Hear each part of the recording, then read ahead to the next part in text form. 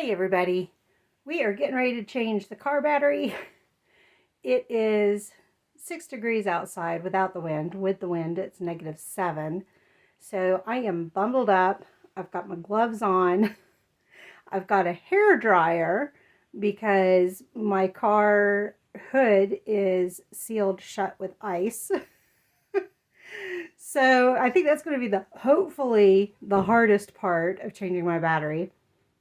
But I've got everything outside ready to go. I'm going to go ahead and film it. I tried to do a little bit of research before attempting to do this by myself. I have changed a battery before, but I've always had somebody with me.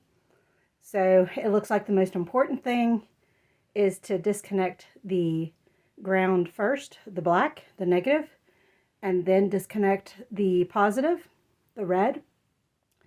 And then do it that reverse order, putting it back in. So we're going to do that. Hopefully it won't take too long. I do have the wood stove going, but hopefully I don't freeze to death trying to put my new battery in. But the old battery is dead. I have to use a charger every time to start my car for the last 2 weeks.